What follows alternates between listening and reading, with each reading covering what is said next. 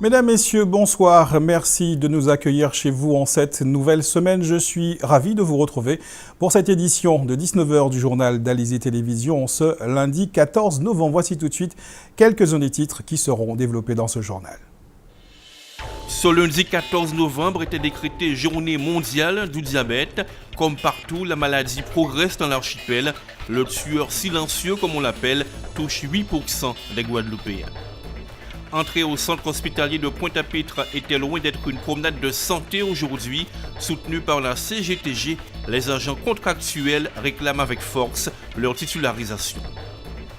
Invitée du festival de la bande dessinée, la journaliste et militante Rokaya Diallo en a profité pour rencontrer des lycéens au Lamentin. Ensemble, ils ont échangé sur les thèmes de l'identité et de la diversité. Le journal Rony Nabal. Et l'invité de notre journal ce soir sera Maxette Grisoni-Pierre Bacas, la présidente de la FDSEA. Elle viendra nous parler du 60e congrès de légumes de France qui se déroulera cette année chez nous. C'est la journée aujourd'hui mondiale du diabète et un peu partout dans le monde, des associations font de la sensibilisation auprès des publics à risque qui incitent au dépistage. Le thème retenu cette année est « Gardons un œil sur le diabète ». Plus d'un tiers des personnes atteintes de cette maladie silencieuse auront des problèmes de vue. Et sachez que c'est une cause majeure de cécité, de maladies cardiovasculaires, d'insuffisance rénale ou d'amputation des membres inférieurs. Dans le monde, 422 millions d'adultes sont atteints de diabète et 640 millions de personnes risquent de développer cette maladie d'ici 2040. Si en Guadeloupe, il n'y a pas eu de manifestation particulière, il y en a de prévues prochainement. Reportage Muriel Barlagne. Hilaire Cospolite a 52 ans. Il a découvert son diabète en 2005. Une forme atypique puisqu'elle ne correspond ni au type 1 ni au type 2. Il a besoin d'un apport d'insuline extérieure pour pouvoir réguler son taux de sucre dans le sang. Depuis peu, c'est cette pompe qui lui en diffuse de manière continue. Fini les 4 injections par jour, il se sent plus autonome. Quand je vais déjeuner ou je vais dîner dans un restaurant, donc quelqu'un n'a pas à savoir que je me fais une injection d'insuline. Donc avec la pompe, c'est comme le portable, on prend le portable et on fait ses affaires tranquillement. Le diabète concerne 8% de la population guadeloupéenne, c'est 2 fois plus que dans l'Hexagone. Le diabète de type 1, dû à l'arrêt de la sécrétion d'insuline par le pancréas, est moins courant que le diabète de type 2. Pour prendre en charge cette forme, on agit sur l'alimentation et l'activité physique et on prescrit des médicaments. Faire 3 repas par jour, essayer d'avoir une assiette la plus équilibrée possible avec une part de légumes, de féculents et de protéines. Éviter tous les produits gras et sucrés et éviter tout ce qui est grignotage ou autre. Au niveau de l'activité physique, on conseille une demi-heure d'activité physique, alors pas forcément de sport, mais vraiment de la marche, de la natation, une demi-heure d'activité physique par jour. Et bien évidemment, au niveau de la prise des traitements, donc en concertation avec son médecin traitant ou avec son médecin diabétologue, quand l'activité physique et l'alimentation ne suffisent pas au contrôle du taux de sucre dans le sang, on peut être amené à mettre des médicaments pour aider à diminuer le sucre dans le sang. Les complications du diabète peuvent affecter des organes divers, les yeux, les reins, le cœur et les artères, les nerfs et les pieds. Ces derniers sont sujets à des déformations, des plaies ou des infections, favorisés par des neuropathies. Les patients ne vont plus sentir correctement toutes les petites agressions, c'est-à-dire le petit caillou dans la chaussure ou la chaussure mal adaptée ou un élément sur lequel ils vont marcher qui vont les blesser parce qu'ils n'ont plus une sensibilité normale du fait de l'atteinte des nerfs du fait du diabète et aussi une moins bonne circulation au niveau des jambes parce que les artères au niveau des jambes vont s'encrasser au fur et à mesure à cause du diabète et donc du coup la cicatrisation va se faire moins bien, il y aura plus de risques au niveau des infections et donc du coup on peut arriver à des situations très évoluées sans que le patient s'en rende compte. En Guadeloupe, il arrive encore trop souvent que l'on doive amputer le pied diabétique. Autre spécificité locale, l'apparition de diabète de type 2 chez des enfants et des adolescents associés à un surpoids et à une obésité. Ce diabète, dit insulino-résistant, est en effet considéré comme celui des personnes d'âge mûr. Jacques Thorin, l'ancien directeur de la Caisse générale de sécurité sociale de Guadeloupe, est décédé. Il a également été administrateur de la mutuelle Margaillard et ancien collaborateur de cabinet dans la ville des Abîmes. Ami politique de feu Frédéric Jalton rappelle l'actuel maire de la ville, Éric Jalton, qui dans un communiqué salue la mémoire d'un mutualiste progressiste très engagé dans l'économie sociale et solidaire de la Guadeloupe. Les contractuels du centre hospitalier universitaire Pointe-à-Pitre, les Abîmes, sont en grève pour obtenir leur titularisation. Ils enchaînent les contrats à durée déterminée et veulent en finir avec cette situation de précarité. Ce matin, ils filtraient l'accès au centre hospitalier pour se faire entendre. Reportage Muriel Barlagne. Pour entrer au CHU de Pointe-à-Pitre Abîmes, il fallait montrer patte blanche. Seules les urgences étaient autorisées.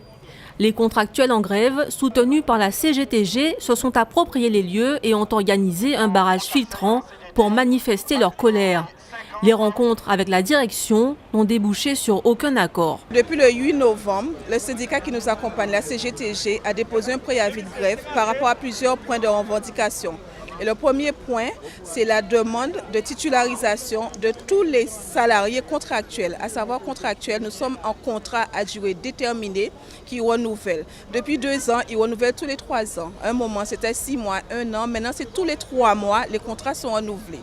Il y en a qui sont dans cette situation depuis 8 ans. Donc ça fait 8 ans qu'on renouvelle sans arrêt des contrats pour eux. Depuis 2 ans, un concours sur titre basé sur l'ancienneté permet de devenir titulaire.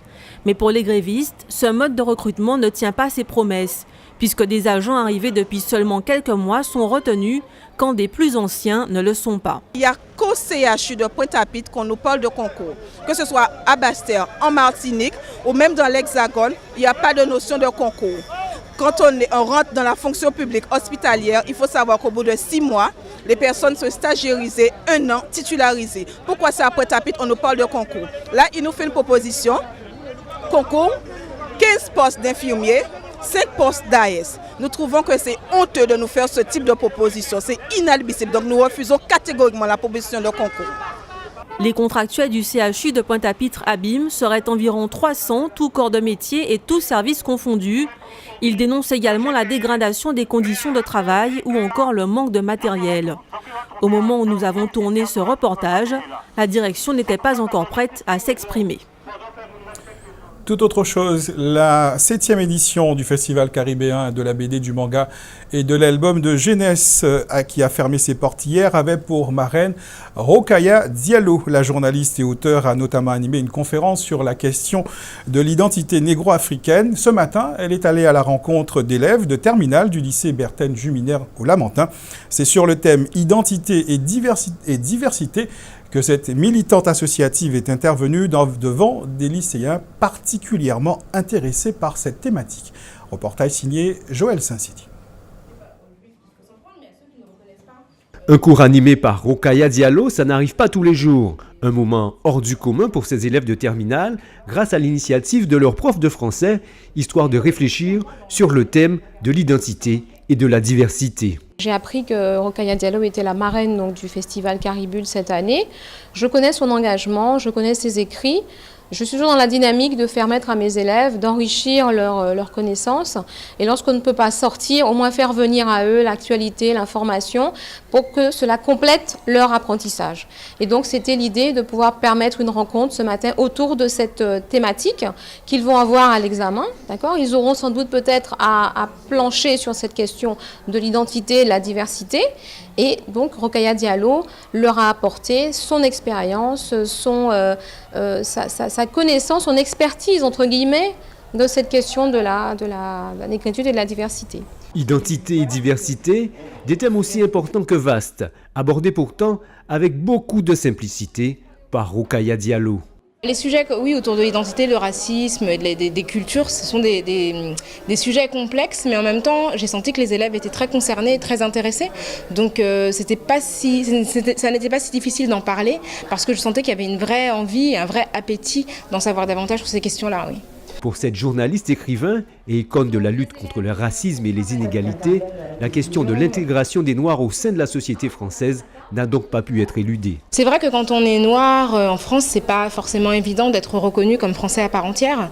Donc c'est un combat quotidien, il y a les petites phrases quotidiennes et puis parfois un combat institutionnel donc, que je mène, mais que nous sommes des centaines de milliers à mener au quotidien dans des associations ou ailleurs. Donc c'est pas simple. Moi je suis pas la plus à plaindre, hein, clairement, mais je sais que d'autres expérimentent des choses bien plus douloureuses ou désagréables. Donc le message c'est de dire oui, c'est pas facile, mais on est quelques-uns à se battre, hein, assez nombreux à se battre pour s'imposer comme étant pleinement français avec tous les droits que ça implique.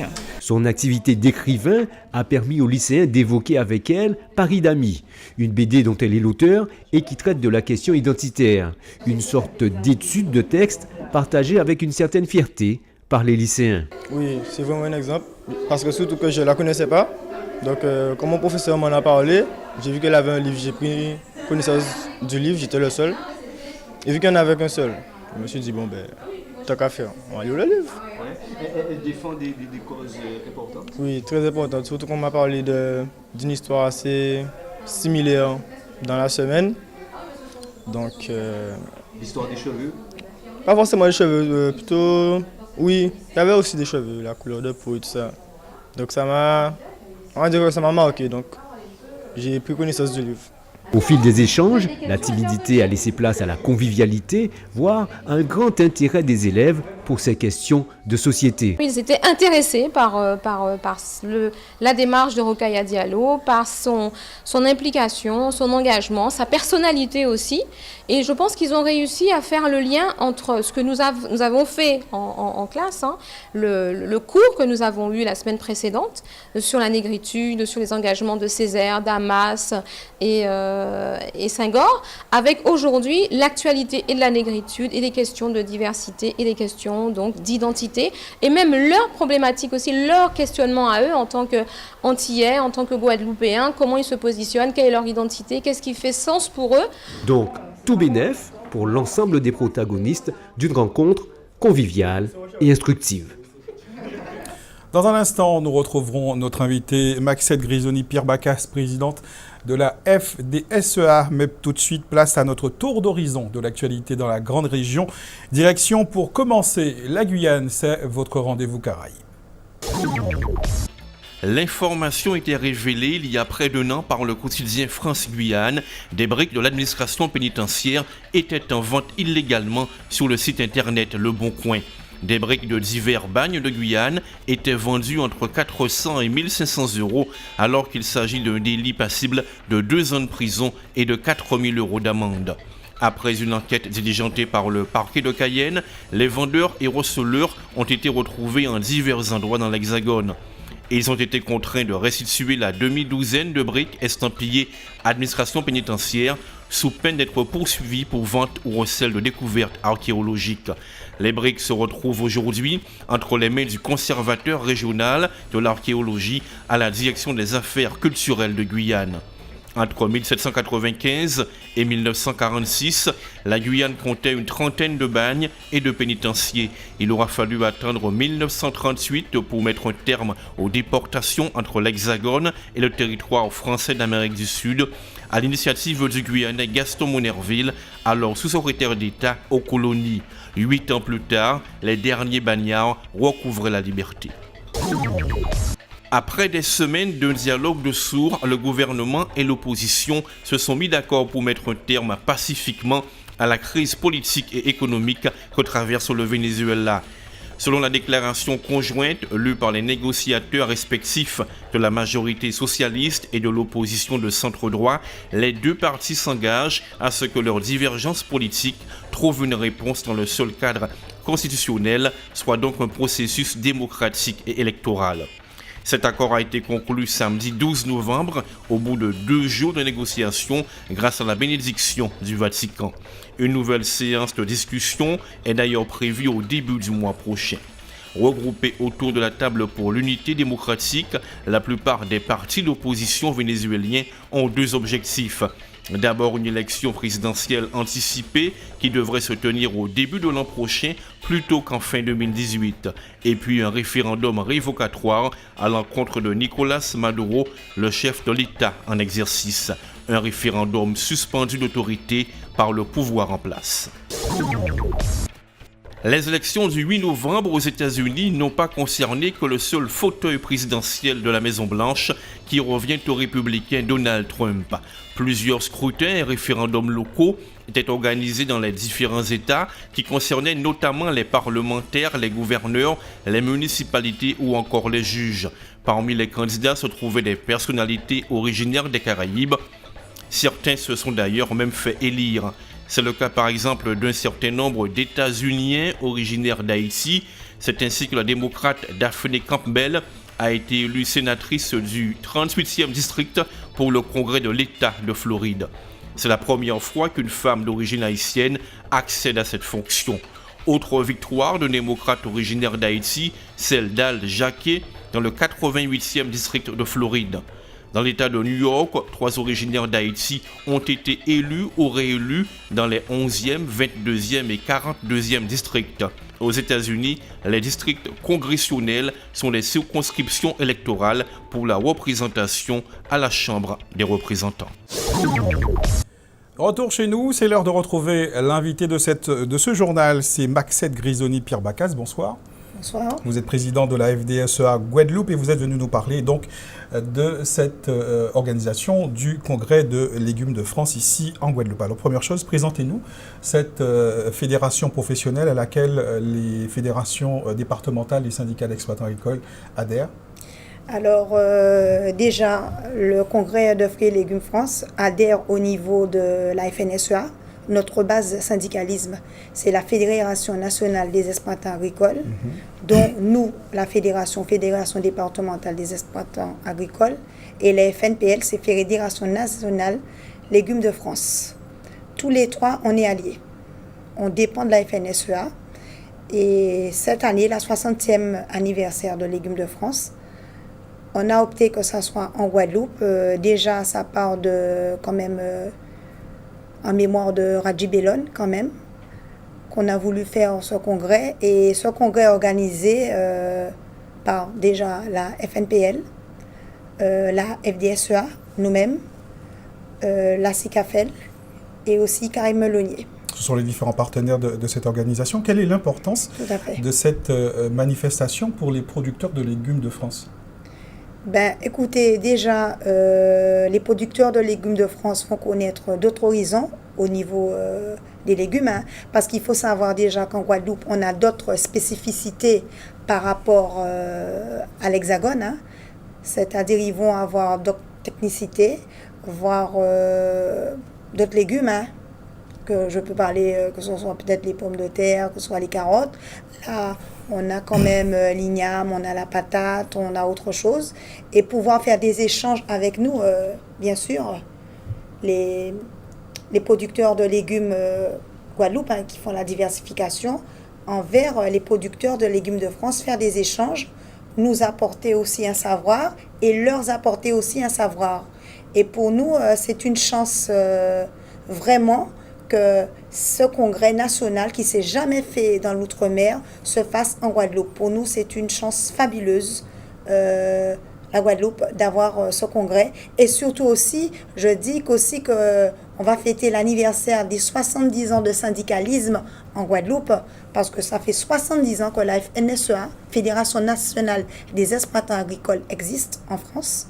C'est le plus gros syndicat national des exploitants agricoles, 300 000 adhérents quand même. La FNPL qui dépend aussi, et dont moi aussi la FDSEA, on est liés. Et on a voulu cette année, comme le congrès national se fait en Guadeloupe, notre président, Xavier Bellon, sera à l'honneur par rapport à cet anniversaire, vendredi 18. Et aussi, la FDSEA, on a invité le ministre de l'Agriculture de Saint-Domingue qui sera là ce jour-là, à ce congrès à l'anniversaire des 70 ans du syndicalisme. On reviendra sur les temps forts du programme tout à l'heure. Qu'est-ce que vous attendez de ce congrès? Qu'est-ce que cela peut apporter aux producteurs locaux et qu'est-ce que cela peut apporter sur le plan national? Déjà sur le plan national, le président national de Légumes de France est là, M. Jacques Rochaussé, que je remercie bien sûr, Jacques, d'avoir quand même fait cette organisation avec la FDSEA, avec Karim Melonier ainsi que SICAFEL, pouvoir déjà nous défendre les dossiers des producteurs de légumes de Guadeloupe, puisque on adhère à la FDSEA, à Légumes de France. Quand on a des dossiers qu'on n'arrive pas à aboutir, eh bien sûr, le président national de Légumes de France pourra défendre nos dossiers. Est-ce que quelque part, l'organisation de cette manifestation ici en Guadeloupe, cela va vous permettre peut-être de mettre en avant justement les difficultés que rencontre la profession et qui ont fait que récemment, vous étiez mobilisé, c'était en octobre dernier? Tout à fait, ça va nous aider aussi parce que vous savez, il n'y a pas longtemps, il y a une semaine, je vais faire une petite dérivée, qu'on a eu l'eau, les maraîchers, vous avez bien vu au niveau du marché local, la production, il n'y en a pas beaucoup et a beaucoup augmenté par rapport à la pluie parce que les maraîchers ont perdu pas mal de leur plantation. Et on a demandé aussi à faire une expertise pour pouvoir voir le réel problème que ces producteurs de légumes de Guadeloupe ont eu. Et ce dossier-là aussi, on verra avec le président de la FNPL pour pouvoir nous aider, nous accompagner à ce dossier. Les congressistes arrivent à partir de demain, les travaux vont débuter mercredi. Quels seront les temps forts du programme de ce 60e congrès? Déjà, on a la plénière mercredi, il va y avoir une table ronde, on va avoir la BFM, on va avoir le docteur Henri Joseph, qui défend les plantes médicinales de la Guadeloupe, qui est un honneur aussi pour nous, pour pouvoir être dans cette table ronde. On va avoir aussi les gens de la métropole, on va avoir aussi le président aussi de l'INRA, on va avoir l'IT2, on va avoir quand même pas mal de gens qui vont pouvoir travailler sur cette table ronde pour voir justement les problématiques que nous rencontrons, que ce soit en Guadeloupe, que ce soit en métropole, parce que on est des insulaires, mais on est loin de l'Hexagone, on a 8000 km. Malgré ça, quand même, on a des échanges, parce qu'il y a Internet maintenant aujourd'hui, on trouve de quoi pour pouvoir mener à des dossiers qui sont plus ou moins délicats. Et ça va nous permettre à faire des échanges avec tous ces gens-là sur la table ronde. On a certains producteurs de légumes Guadeloupe qui vont être à ce congrès, vont pouvoir demander aux gens à la table ronde les facilités à avoir, qu'est-ce qu'il faut faire. Ça va aider beaucoup, même nous, les organisateurs, nous, la FDSEA, ça va nous aider à pouvoir connaître autre chose encore sous les dossiers. Alors bien évidemment, les producteurs de légumes locaux sont attendus et invités, mais qui sont les autres congressistes qui vont venir? Ils vont venir de quelle région? Ceux qui vont venir participer, ils seront combien?